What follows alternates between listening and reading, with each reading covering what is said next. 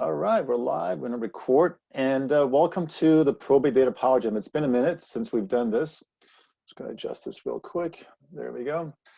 And usually when we do this, hey Stephanie, usually when we do these things, we do it on GoToWebinar. It's just me kind of showing my screen, and I thought that's kind of dated, especially now. I'm feeling like I want to connect with people. I want to see others, and just my two kids and my wife. So it's nice to see so many faces, people actually out there making it happen. Hi, Brooke, welcome. Catherine, welcome. And Kramer, there we go. Okay, people are becoming less shy now. Great. Is that Randy Bandy there? That is Randy Bandy. Hi. And who's this? Was 18189? Who's that? Is that a code name for something special we should know about? No, this is someone who's not very technologically savvy and put the wrong thing in when I was setting up my stuff. So. Well, what's your name? And I'm Lynn Rinker, and I'm in the San Fernando Valley. San Fernando Valley. Welcome. Awesome. Awesome. That's great. Giovanni's there. Welcome, guys. All right. So here's what I thought we'd do. Right. So there's a lot of changes happening. Obvious changes over the last month and a half or so, and also, what most of you should have been seeing over the last couple of weeks is you should have been getting historical prospecting leads sent to you directly. So what that means is you should be looking at something like this. I'm going to share my screen. I'm going to show you what you should be getting. And if you're not getting it, then let me know or email us, and we'll let you know what I'm talking about. So you guys can see my screen now. You can see ProbateData. Yeah. Mm-hmm. All right. So what you should be seeing are, where'd it go? There it is. You should be getting emails that look a little something like this right here. That's platinum. That's not the one I'm looking for. Wait, what happened? Let's do historical prospecting here. You should be getting something that looks like this. So, hey, are you ready to download historical prospecting? Probate prospecting leads from ProbateData. Just click your county below. If you're a platinum member and you subscribe to multiple counties, you'll get several emails. So for example, let's say I'm Los Angeles County, I'm Orange County, and San Diego. I'll get 3 of these, right? And then I click to download, and either like a spreadsheet, or I will click to download a PDF. And all it does is opens up another screen. This is the spreadsheet that I can download. Then I can just click download here, and I get it as a spreadsheet. If I want PDF, then I just download the PDF here. You guys are familiar with these. This is what you guys are used to getting when you're getting platinum. A lot of courthouses are closed, which is why we're sending you these historical prospecting leads. So I got a really interesting question. I emailed everyone yesterday, I think the day before, said come to the meeting. Let's talk about this. And someone emailed me back, and I forgot his name or her name. Something like, I don't want old leads, don't send this to me. I said, I think I've failed to communicate to you what these are. These are cases where the property hasn't sold in the last 12 to 24 months. So what that means is the case might have been filed a while ago, and say 12 to 24 months ago, but we went in and we scraped our database, and we cross-referenced with Zillow, and we just said, okay, Zillow, according to where you're getting your data from, they're getting it from CoreLogic. I don't know if you guys know that. And CoreLogic is the one that provides data to most of the MLSs out there. So they're looking at that data. So, well, the last sale date was, 1995, 2010, whatever the case may be. So we got to play detectives here. We got to say, okay, what does that mean? If the case was filed, say, a year and a half ago, but the last sale date of the property was 5 years ago, what does that tell you? It tells you that something went a little bit wrong. Like the case just got drawn out, and the executor or the administrator, they're sitting there, they still have to settle this. Maybe they figured out a way to not sell the property. Maybe they negotiate. Who knows what happened? But I can tell you, like 8 out of 10 times, this is not an official statistic, this is my gut feeling, 8 out of 10 times, the PR is looking to sell the property still. And I mentioned this many times before. One of our most prominent cases that used a strategy that took himself out of like, a 5-figure debt into a 6-figure earner and top earner within a year was Jerry Marbury out in Arizona. Like there was 500 agents in his office or his company, and he was in the top 5 using the strategy. And this was before there was COVID. This was before there was a pandemic. He just saw the opportunity, because we keep telling people like, okay, new leads are great. It's good. Go call on them, follow up on that. But don't forget about the 15% or so that take longer than a year to settle, longer than a year to sell. Go prospect them. So he would just do his letters. He would send them out. He would call them. And what do you know? Because they had filed so long ago, most agents, most investors just ignore them and stop calling them. So this is an unexplored, very I would say uncompetitive. It's not as competitive as the most recent filed cases. So that's why I really implore you, like while we're figuring out the courthouse are figuring what to do next until they open again, that doesn't mean your business has to stop. There's still PRs out there that really, really need your help. And if you're stop calling on them, you're doing them a disservice. By doing them a disservice, you're doing yourself a disservice, right? So really keep that in mind.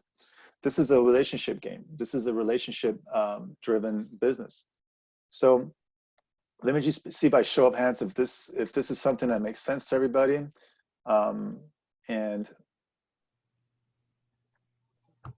just go, yeah, that makes sense. Yes, we're good. Thumbs up. Okay. Oh, there's Stephanie figured out how to do thumbs up on the screen. That's great. Awesome.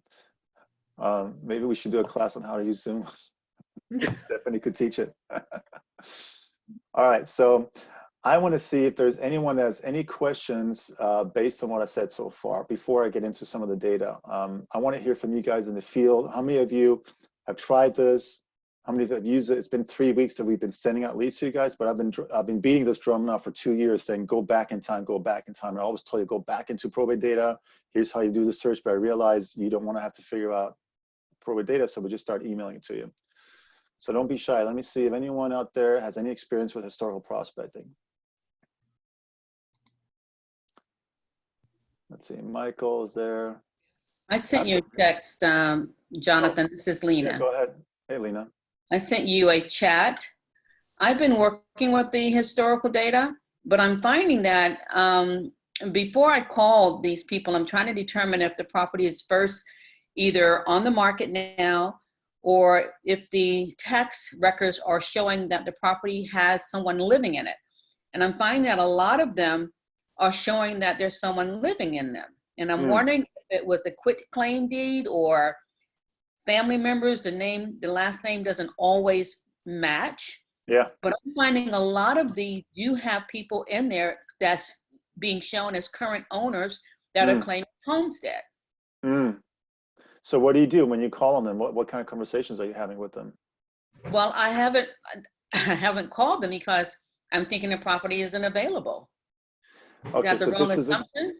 No, Lena, this is great. I'm so glad you brought this up. I'm so glad you brought this up, because here's what's going to happen a lot of times is that we have so much data that it becomes analysis paralysis. And I'm not just picking on you, Lena. So I'm going to use it as a case study, okay? Okay. One of the things that Mike says a lot is just pick up the phone, make a call, send a letter. Now we can't go door knocking, but back in the day, 2 months ago, when you could go door knocking, you went door knocking, right? You never know, like, okay, the data might say someone else lives there, has homestead and all that. You never know what the situation is. You call it the PR and they might say one of several things. They might say, yeah, actually we're done. It's been settled. We're good. Why are you calling me? All right, my bad. Okay, got it. You move on to the next one. You might get a situation where they're saying something like, well, yeah, we're still trying to figure it out. We just got done with removing all the stuff, and my sisters and my brothers, we finally in agreement what we want to do with it. We're ready to move on. We're ready to sell. That's obviously an ideal situation. Or you might get a story of why this got complicated and why there's something else in title. Someone's contesting it, but actually they really want to sell it.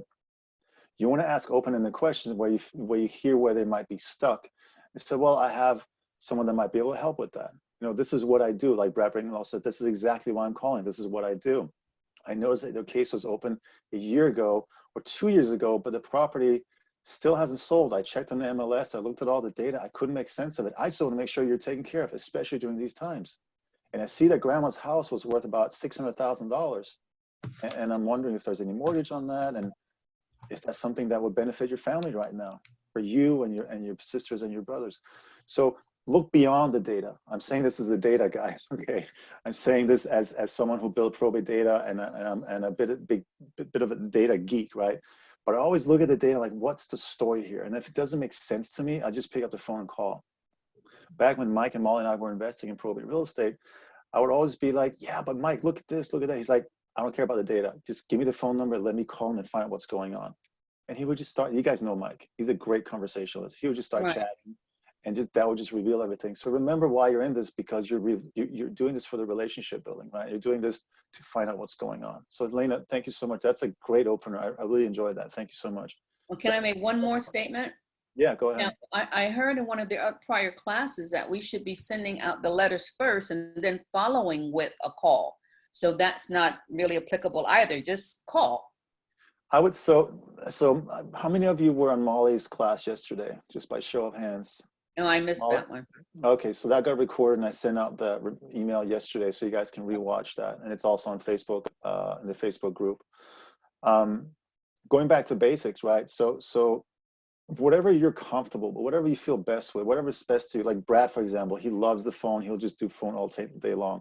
His business partner is the one that sends out the letters. He goes, okay, I sent all these letters out. I did all this. Now's a good time to call him. And then Brad jumps on the phone, right? Or if Brad has a good feeling about this is someone I got to talk to right now because I have a good feeling, he'll just pick up the phone and call. So Lena, whatever your preference is, whatever you feel strong about, like that's your strongest skill set, to do that. You might send out a letter because you want to kind of break the ice a little bit. And right now, guys, people are at home. They're opening all kinds of stuff, right? Opening all kinds of letters. I'm getting junk mail. I'm opening it just like, oh, there's stuff here to do. You know, I'm looking for a distraction. Like my kids want, like, hold on, I got to check the mail. It's really important. I'm like, oh man, junk mail. You know?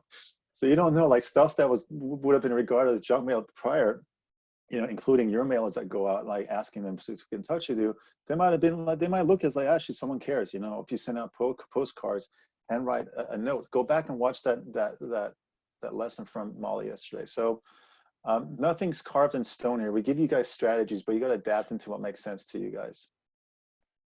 Let's see. Anything else you want to add to that, Lena? No, that's it. You definitely identified. I was definitely analysis paralysis here. Yeah, and I get it. I need to get it going. So thank you for that. I appreciate it. Let me remind you, there's nothing social about social media, right? Because, okay, to some extent, we can feel like we're connecting with people, but we're also becoming more isolated because of it, because we don't pick up the phone, we don't reach out, we don't look someone in the eye and say, how can I help you? And guys, I promise you, if you start reaching out to these PRs and you say, can we do a quick video conference? Can we do a face-to-face? Let's talk about it. You can hear it out, especially if some of these populations, they're a little bit elders, like they don't like technology. They just want to have a conversation. Let's talk about it. Like Sarah Evans talked about this yesterday. She said she'd gotten potential list 17 condos, beachfront condos in Boca Raton. She got a listing 2 weeks prior from a guy that was in New York, and his mom's house was in Boca Raton, I think, and he says, just get rid of it. Here are the keys, do whatever you got to do. But she had these, you know, conversations on the phone, and if they're open to it, face to face. So that's what works, guys. Let's see, Alan. Alan, you want to unmute yourself and turn your video so we can hear what your question is? Or if you don't want to ask your question, that's fine too. So someone's asking, what's the best source to get phone numbers? We use PeopleSmart, but they got bought out. Okay, so someone moved your cheese, right? That's what happens. Someone moved your cheese, and now what you got to do is basically go find some fresh cheese or go find something else to change your diet. That's as far as I can take this analogy. Is what I can think of. But hey, should I pull up a couple of the websites that I've heard good things about? Would that be helpful? Where to find phone numbers? Yes. Because what we do is with ProbateData, we get a lot of this information coming in, and we get phone numbers like maybe 20-30% of the time. Then we go out to a third party and we pull all the phone numbers and email addresses that we can get. So now we're averaging about 60 to 70% of the time we're getting phone numbers and emails. In some counties like Los Angeles, we're getting 80-85% of the time. I'm working to get it closer to 100, but right now this is what we can do for you. So that means you're dealing with about 20 to 30% that don't have phone numbers. So again, here, I've seen this happen over the last 10 years over and over again. Agents will obsess about the 20% they don't have versus going with the 80% that they do have. I don't know why you guys do it. And maybe it's not you guys on the phone on today's meeting, but there are some agents, some people will obsess about like, why don't I have these 20 people? Okay, fine, I got to 80, but I can't call anyone until I have 100%. Let me remind you of something called fit to spec versus fit to sell. I had a software company 15 years ago. And on my board, I had a billionaire actually. And when there's a billionaire on your board of directors, you listen to what he has to say. And we'd gone through several iterations, and I had this vision for this software. It was a podcasting software before podcasting was hot, and we'd turn these live conference calls into podcasts, so people had the recordings on their iPods and their laptops before within 10 minutes or so. And I was really excited about it, and I had a bunch of coaches sign up, and I had all these ideas of what was next, and I was holding off with the next sales event. So his name is Ken.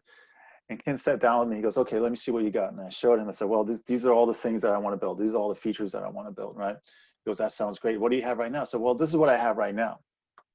He goes, okay, are you able to sell with this right now? I said, yeah, actually, we have customers that love it. But, we could build all this other stuff. He goes, okay, hold off. As the business owner, as the visionary, as the guy who has this idea, you always have a certain amount of specs in your mind that need to be there before it's perfect for the market. And then there is the fit to sell. You have something that's ready to go sell, right? Versus the specs that in your mind, that's like your imagination, your vision, like I gotta have all this ready before I make the first phone call, before I make my first sale, before I reach out.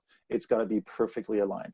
So one thing he told me is like, you gotta remember when you get stuck and you're not selling, you're not moving, think about whether you're going for fit to spec or fit to sell.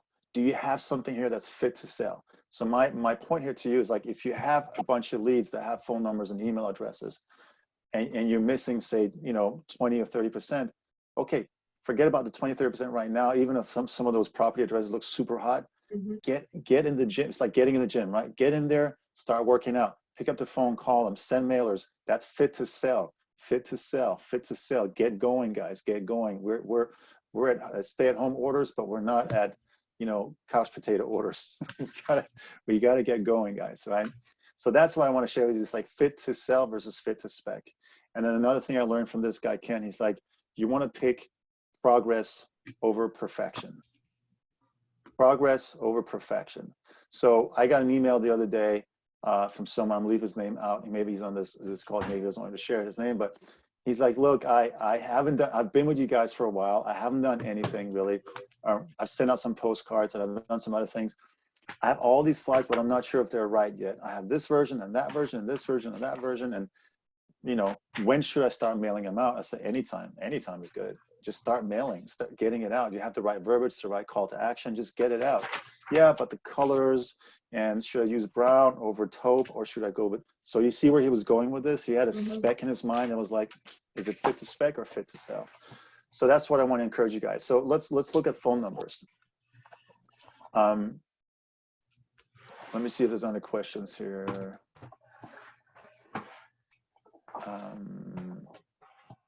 Alan, did you have any questions? You good?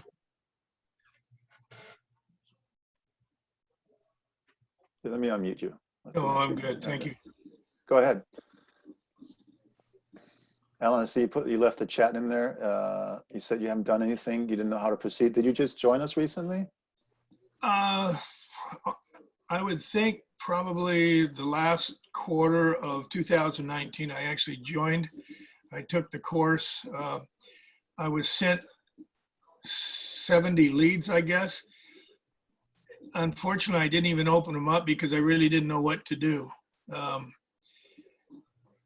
I'm in an adult community in Sun City West, Arizona, which is ideal for this product.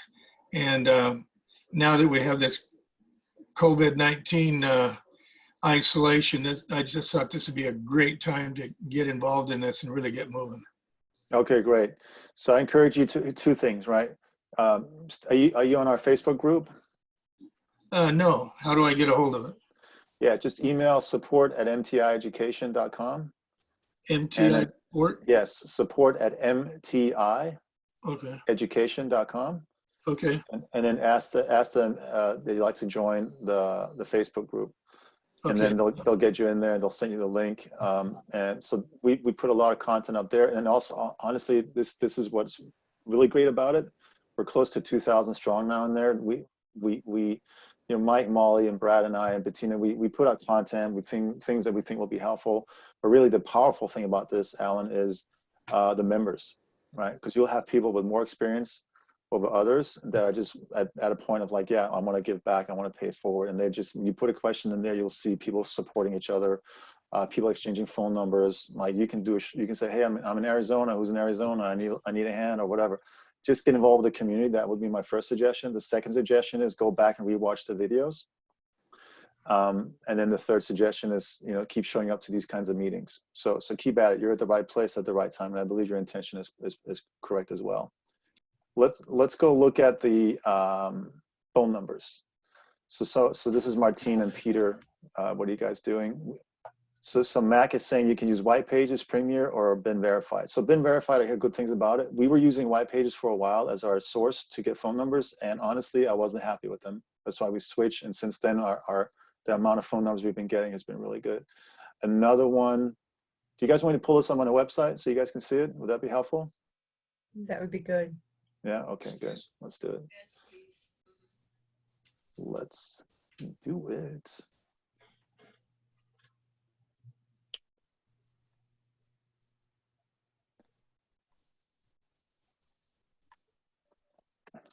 All right, so these are the ones that I hear good things about. TLO.com.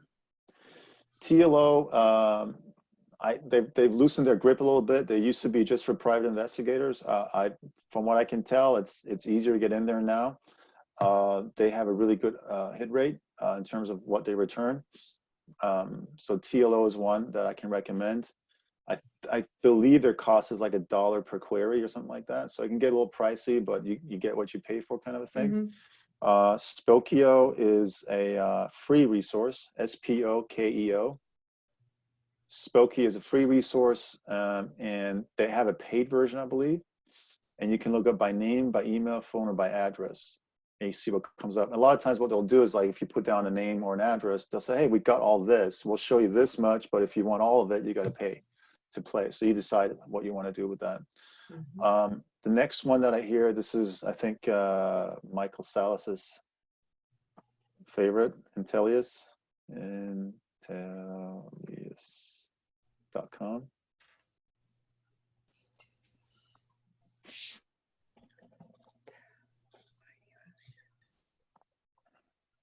This one, Michael, you use this one a lot, don't you? Is that your favorite so far? Yeah. You can. You want to say a few words about it? Go ahead. You're unmuted. Oh, okay. Well, many years ago I used to search work expireds, and many times I would not have a phone number, so I searched around. I didn't know about the TP one that you talked about. It wasn't happening back then, but TLO. TLO, by the way, is TransUnion. It's a spring off of this one over here. Sorry, Michael. This one is it's a TransUnion kind of consumer version of TransUnion. So you guys know who TransUnion is? They're one of the big three that keep track of your credit score. So they collect a lot of information. So that's TLO.com. So go back to this one. Back in the day, I tried Spokeo. I wasn't too happy with them, and maybe they've changed, because this is going back 4 or 5 years ago. But I've kept up an Intellius account because I bought it, on a monthly subscription basis many years ago. So I have a pretty good price on it. And every time I think about canceling it, something comes up where I need to use it. Now with these historical leads, I made the decision to not send out mail, but to just call those folks. The other folks, the newer ones, I'm sending out cards and whatnot, and then calling. But the old leads, the historical ones, I've just decided just to call only. Yeah. So how's that going for you? Well, I mean, it's I haven't done it a lot. I've just started this week, so I don't have a lot of data yet to tell you. But so far, voicemails and a few conversations, nothing positive yet. Can I put you on the spot, Michael? Okay, I'll try. Okay. We're going to do this next Friday. Can you call at least 50? Can you have called 50, not contacts, but 50 people by next Friday? Okay, you want dial 50 times? 50, not the same person. Don't call your friend 50 No, I times. got it. Call. Don't call me 50 times. I want to block you. Oh my God, it's him again. Oh my God, no. Yeah. So call 50. If you have 50 phone numbers from 50 different prospects, 50 different PRs, I want you to make those 50 calls, at least 50 by next Friday. Can you commit to that? I will. That'll be All right, then actually really good. That's really good for me. I love that. Okay. Now there's Accountability. pressure on you. It's just you and me, about 30 other people watching this. Actually, no, sorry, 62 other people and you and me. That's it. That's the only one who knows. And then whoever's going to watch the replay. No pressure. No pressure. No. No, no So anyway, shame I'm if you're happy not, with if you don't do it. Intellius.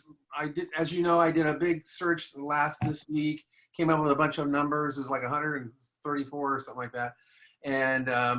And then there was certainly a few that did not have any names and phone numbers. So I've been going to in fact, it's on my screen now once I go back to work.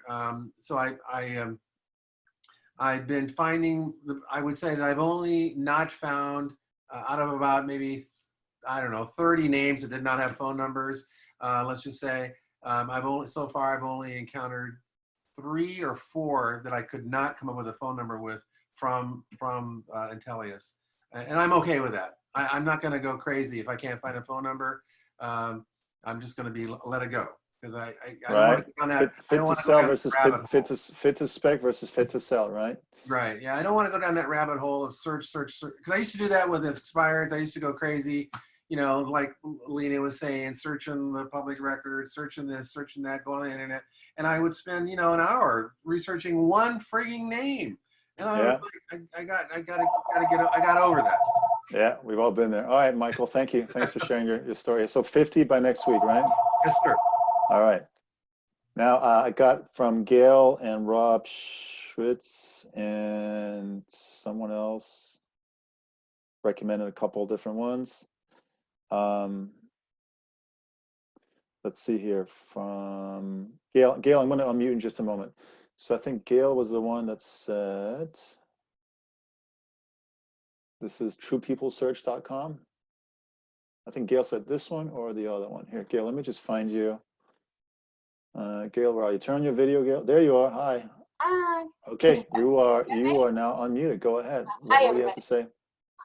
True People Search, I stumbled across accidentally, and it's not 100% guaranteed you could find everything for free, but most of the time when I put somebody's name in, it gives me their address, phone numbers, landline, and if they can't find it, then they send you to bin verified. So I always make that my first option. I find it to be very reliable, and it doesn't cost anything most of the time. Love it. Thank you so much for sharing this. You guys got that? TruePeopleSearch.com. Write it down. As Brad would say, this is a writer downer. And then I don't know what the name is. It just says owner. Fast People Search. Who is that? It sounds very similar, right? So I don't know who recommended that. It just says from owner to everyone. So Fast People Search, whoever it is, can you unmute yourself or raise your hand? I think I'm still unmuted. Should I just mute myself? Yeah, I can mute you right now. Here we go. If this is you, who recommended the free people, fastpeoplesearch.com? Go ahead and turn your video on if you want to say a few words about that. Okay, you don't want to say anything. And it's a free one and pretty well tells you right up front whether or not they got any information. And you can, if you got a phone number, you can search backwards from the phone number. Oh, it's Randy Bandy. Okay, Randy, say that again. We didn't get the beginning. That one's a free service and it's pretty reliable as far as picking up names and information for you. And if you got a phone number and trying to get the email address that way, you can go backwards on it and get the information. I like it. I like it. Thank you. Thank you. See, Alan, this is what I was talking about. This is the power of the community, right? This is where, like, I would never have thought of these two resources. So thank you, Gail, and thank you, Randy. Next one that I have is been verified. This is not what you'll see. This is just me playing around with it. And now they recognize me because they track my cookies and they want me to activate my plan. But it looks like for $23 a month, you can get a certain amount of lookups. So if I put this on a, yeah, let me put this on a private browser. We'll see what it looks like for you guys when you go there.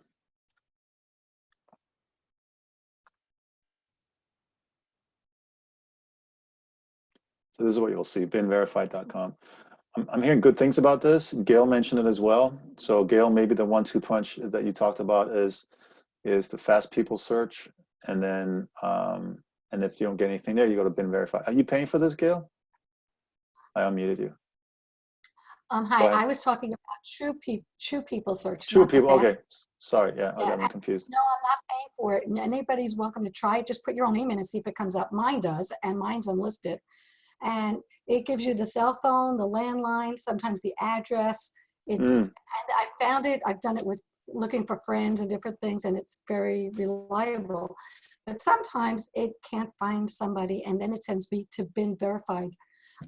So I always use this first because it's free. Got it. Okay, understood. And that So far, everyone was shows this up. one, True People Search, Yes, right? yes, that's the Got one I've it. been using. Got it. Okay. I like Okay. Intellius also, if you have to pay for it. Yeah. Yeah. They've been around for years. Yeah. No, I get it. Guys, this is a good time to remember where you want to cut your expenses and where you want to, what memberships you do want to keep, things like that. You know, I did an unofficial kind of like query on our group 2 weeks ago or a week and a half ago. And I did it on my personal account as well. And I said, hey, what things are you not spending money on? And what things are you not spending money on anymore, right? So the obvious ones were gas, restaurants, going out, coffee shops, childcare, gym memberships, any kind of memberships that makes you go out and be amongst people, obviously. And I looked at all the different ones from our Facebook group, and I looked at my personal friends response, and I was just tallying it up. You know, the savings are that people are, you know, the money that people are not spending is anywhere from, like, you know, depending if you have a family or not, from like $600 to $1,200 a month, or $1,000 a month. And I just want to bring this up because I know right now things are slowing down. It's on us to go out and pick up the business and all that. But like Brad says, the one thing you don't want to cut out of your life if you're a real estate agent is communication. So whatever helps you communicate better and reach out to prospects that are willing to sell, that's where you want to keep those investments going. And I'm not saying this because I want to convince you to stay with ProbateData. You do whatever's best for you in your own finances, but our goal is to keep providing you with the best possible education and leads. And for something like an Intellius or bin verified, you know, whatever money you got to spend there, look at it on a per lead basis. If you're spending an extra $1, $2, or $3 per lead to get a solid phone number to help you get things going forward, it might be worth it. You know, in marketing, we always look at what is it that it's costing us to get a sale done. So if your average commission is, say, $5,000 after you pay your broker and your splits and everything else, and per sale you're spending maybe $700, $800, or maybe $1,000 just in research and marketing and everything coming together, that's a 10x return. Let's say you spend $500 per sale. And the way you figure that is you look at all your marketing expenses and you divide that by the number of closed transactions. Now you know how much it's costing you per closed deal. So if you look at it as an investment, the way I look at it is, if I spend $500 and I make $5,000, I'm making 10 times return. It's a good business to be in. Even if I spend $1,000 and I make $5,000 back, I'm making a 5x return. Like, no bank, no investment tool is going to give you that other than your business, and you're in charge of your own business. So these tools and these resources and this data is where you really get to take charge of your own business. I'm just going to see if there's any questions here. Hold on. Email addresses, any way to get email addresses? Yeah, you can get email addresses from these services as well. Sometimes when you find phone numbers, you'll get email addresses as well. Crystal Baker is asking, do you print all the leads out at the beginning, or do you call from your phone? Whatever works for you, Crystal, I would say. Kim is asking, are people checking the numbers against the do not call list? I always get the impression that people just call. I'm just curious. True People Search is pretty good. So who does any kind of DNC checks against that do not call list? Is anyone doing that? Is anyone not doing it? What's the overall feeling around that? Brooke is shaking her head. Oh, Someone decide to share their screen. Let's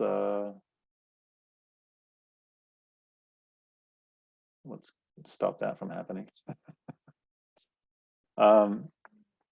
So I think when people file at the courthouse, they're filing to start a probate. Here's how I look at it. You guys make up your own mind. Obviously, you're all adults. So when people file at the courthouse, that means they're ready to take action to move on with their life, right? Like I always say this: if grandma passed away a week ago, a month ago, or 10 years ago, it doesn't matter. It matters that they filed today. And by filing, they're basically saying we're ready to move on. We want to move forward. We want to settle the estate, and we need help with that. So we're filing at the probate courthouse. Then with that filing, I put down my information. Now, as time goes by, I'm going to start getting calls or mailers from different people, including real estate agents. Such is life. That's not unsolicited, I would say, per telemarketing terms, because you're not calling them to offer them, hey, you want to buy some meat over the phone, or you want to buy gold, or you want to buy, you're calling to offering something that's relevant. Now, I get that it's if you're strict about it, it is an unsolicited call because they haven't opted in. So this is where UPLC is very powerful. For those of you that are using UPLC, the Ultimate Probate Ultimate Probate Lead Converter, which is the website and the 21 weeks of follow-up, and then it's all automated and all that.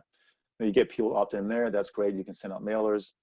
But I don't know that the reason that someone put their name on the DNC list, the do not call list, is because the reason they do this is because they don't want to get spam calls. I get spam calls all the time, and it's so annoying. And I keep getting it, and I said, look, just take me off the list. Oh, sorry about that. 2 days later, I get someone else calling me because they have the same offer but from a different company, and I know that my number keeps getting resold over and over and over again. That's what the do not call list is there for. What you guys are doing is you're certified in probate real estate. You guys have a solution to their problem. They're going through a lot of pressure right now. In addition to dealing with COVID and stay at home and maybe layoffs, they now have to manage all the stress around probate, right? So what you're doing is you're calling with a solution to their problem. You're not calling to shove something down their throat. That's the way I look at it. That's just my take. Anyone have a different view? It's completely different than what I'm saying. You can call. Go ahead, Michael. Well, it's not a different view, but so I'm going to go back and reference the days that I was calling expireds. I did it, I don't know, for a couple of years, and I was using a 3-line dialer with Mojo. And this is only about four and a half years ago, and going back from there. But I was using a 3-line dialer with Mojo. My goal every day was 35 contacts a day. And so sometimes that would be 150 dials. And I didn't check it against the DNC. I didn't do any of that. If somebody complained or said, oh, I'm on the DNC, are you aware of that? And I said, no, I didn't know that, but I'm sorry to bother you. I won't call you back. You're off my list. And I would take them off my list. I'd be done, but I never had a problem. Never. And, in a lot of the groups, Facebook groups that, deal with phone calling or, like what we're doing, similar things that what we're doing. That's always a discussion about, should I check the DNC? Should I not call? And, everybody has emotions about it one way or the other. But from what I've taken away from it is pretty much everybody, people go ahead and dial without much consequence. So, we're not like a big company doing robocalls, and we're not sitting at a call center like trying to hammer somebody to sign up for something they don't want. We're just trying to offer a service. And if you're nice and you're compassionate and you apologize, you say it'll never happen again, I've been fine with all that, and I'm good with it. So thank you. Yeah, thanks for mentioning that. I'm going to bring in Ken PC. I'm going to unmute you. Gotcha. Ken, you had a question regarding. Okay. Today is National Sibling Day. Well, I found, Today, my question is that, I found when I get an email list of updated probates from your company, sometimes they'll pop up with something that was like back in the early 2000s. And I'm just wondering, is that because the estate hasn't been closed? I see. Okay, so you're looking in the safe search inside ProbateData. I'm sorry, I'm just going to mute you out for a second, Ken. There's some background sound. That it was filed back in 2002, and it pops up on your safe searches. is that because the estate has not been closed? Possibly. It sounds awkward. So it was filed back in 2002. Because it was filed in 2002, depending on the county. I don't think we had data back then. Let's see, Ken, do you want to explain a little bit? Are you sure it was the filing date that was 2002? It just changed out of the blue? It would say on, when I look at the screen, it would say the file date would be that date. And I'm just wondering why it would be so far back as opposed to, like last month or a couple of months ago. Yeah, it might be an error on our side. That's entirely possible. I've seen that multiple times. You want to send me a couple of those case numbers, so I'll take a look at it. It might be an error on our side. That Okay. Sounds like something's off there. Which county are you in? Well, I've been looking in Brevard County in Florida. Okay, Florida. Yeah, I know we had some issues with that, Brevard specifically, a little while back. So why don't you email me directly, info@probatedata.com. I'll put it in the chat as well. And then sorry, Ken, I have to mute you out. And then I'll take a look at it and we'll see what we can do for you. info@probatedata.com. Thank you, Ken. Thanks for bringing that up. Kimberly's asking, can you do a sample phone call demonstration? Maybe we'll do that in another call. If you guys are interested, we can do some sample phone calls. You think about like a script, what to say, Kimberly? Okay. Yes, I'm seeing some yeses here. All right.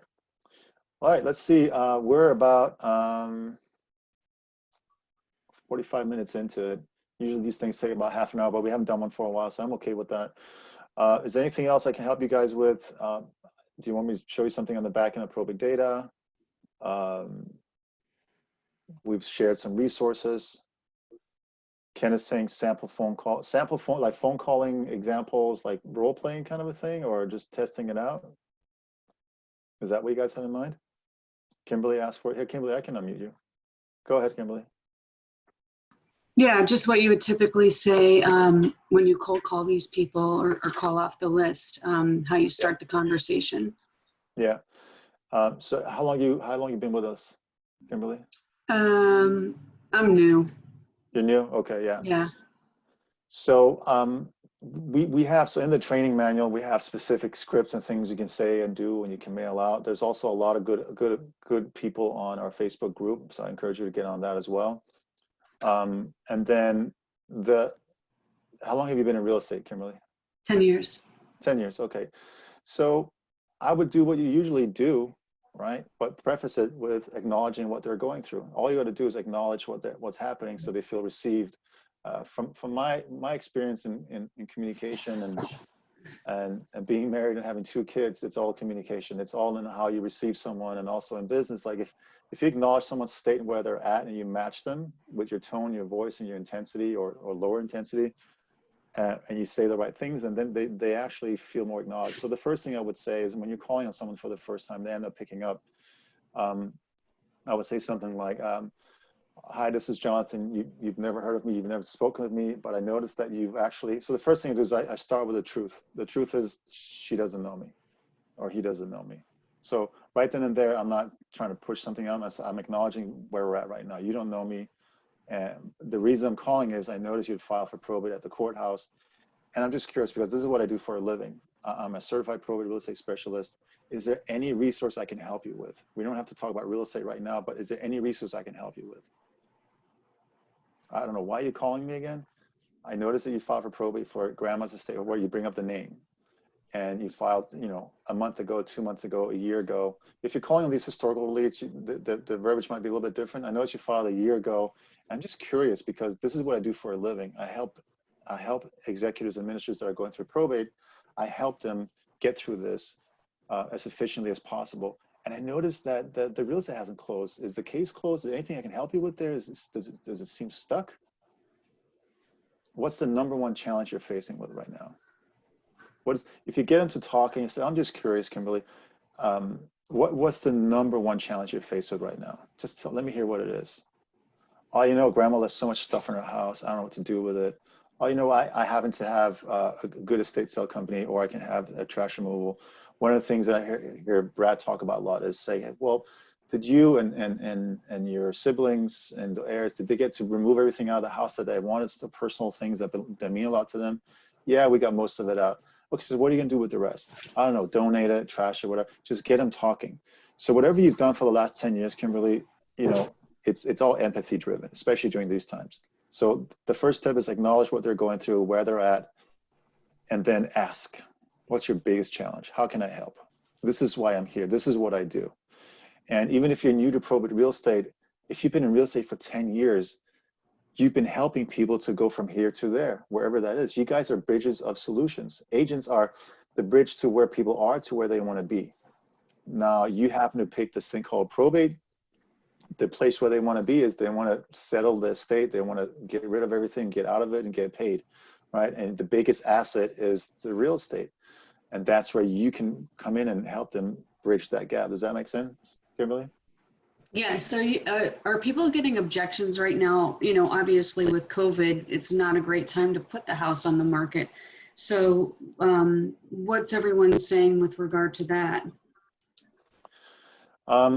It's mixed, right? Depending on the state, which state are you in? Which county? Florida. Florida, yeah. So I'd say it depends on which state you're in and which county. And it's kind of hit and miss. So we had Sarah Evans from Florida, who gotten several listings in the last 2 weeks.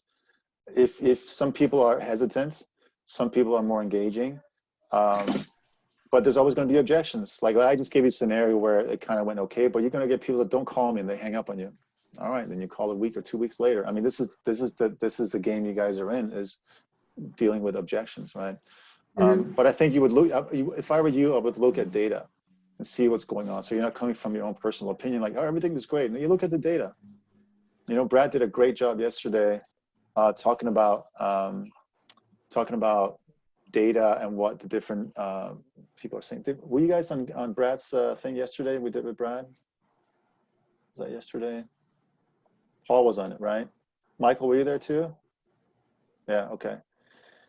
And he did a great job of just looking at, with every recession that's happened, three out of the last 5 ones, the last 5 big ones, 3 out of them, they actually rebounded stronger than where they were before. And there's still activity happening. But Kimberly, the biggest thing I want to tell you is this. You're going to find that PRs are more motivated than the average seller right now, because chances are that they experience financial downturns, meaning their income has been affected by this. They're at home. If they're married with kids, they're under a lot of pressure as well. They got to deal with all this. They got to figure out a way to make money. And if grandma's house or whatever estate they're managing has a lot of equity in it, this is their way through it and out of it, right? So you're going to find that they're a lot more motivated. But yes, of course you're going to hear objections. Of course, we're going to hear objections, and maybe we can do this in a separate call. We can do some objection handling and things like that. But look out for the announcements that are coming generally for Facebook Live and the other types of calls that we do with Mike and Molly and Brad, because they're much better at this than I am, especially Brad and Mike. They have good objection handling ideas.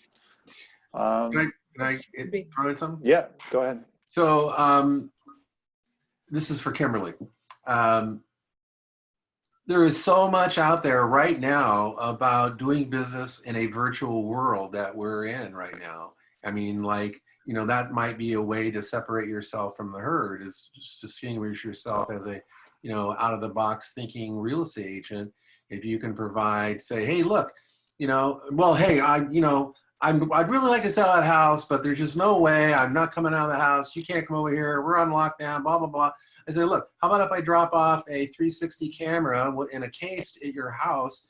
You walk around, I'll give you instructions. You do everything I tell you, put it back in the box, I'll come pick it up, and then we're gonna have it on the internet like in a day with a 360-degree tour of your house looking just amazing. I mean, that's just one example. So there's lots of ways to do virtual stuff today, and if you start looking on the web and maybe follow your state's board, or NAR. NAR is doing a lot of stuff right now, giving free classes. They're offering ePro for free. They're doing a lot of stuff to support us. And there's just a lot of good things out there about how to do business in a virtual world. And that might be the way that you separate yourself from the other folks that are not willing to take the time to learn or don't have the skills or whatever. So I think it's a good time to learn how to separate yourself from everybody else and be innovative, be creative thinking, and you know, don't let that sort of be a negative speak in your head where I can't do anything because we're on lockdown. I mean, there's ways to solve the problem. And I'm right there too. I'm trying to figure all this stuff out with you. Yeah. You know, and so I'm paying attention to all this stuff, and there's a lot out there right now to help us. Yeah. If you go to, I sent out the replay on Monday of last week's webinar. I did a technology tools set webinar. Did a class on what you guys can use to do virtual meetings and virtual listings. Go back and rewatch that. There's some downloads with that. There's resources for that, but a simple thing. You don't, I mean, I get the 360 camera, but now you might be out of camera, right? That's an expensive risk to take. You might just get them on a FaceTime, like, hey, look, can we just do this FaceTime and can we do a Zoom? And then you can record the Zoom and just do a quick walkthrough of the property. You go, okay, great. I see what's going on. I see how many bedrooms. We need to remove some clutter. Get them involved in the conversation. All right, guys, this has been really great. Usually these things go half an hour. Gail, you have something you want to say? Go ahead. Let me, Gail, you're doing something. You're waving. You're saying, is that for us? You want to say something? No? Okay. All right. All right, guys, this is great. I really enjoyed this. Thank you so much for those of you that joined me today and put yourself on the video camera. It's so good to see all these faces. You guys are doing great. Keep it up. I know these are uncertain times. All the more reason for you guys to step up and lead your community, lead your life, lead your family, and show them what's possible, okay? And remember, these PRs are more motivated than ever. They're going through COVID and lockdown just like you. In addition to that stress, they now have this layer of stress of dealing with probate. Imagine becoming the solution to that problem and what that means for them, and obviously eventually what that's going to mean for you. All right, with that said, have a wonderful weekend. Enjoy your virtual open houses. Bye, guys.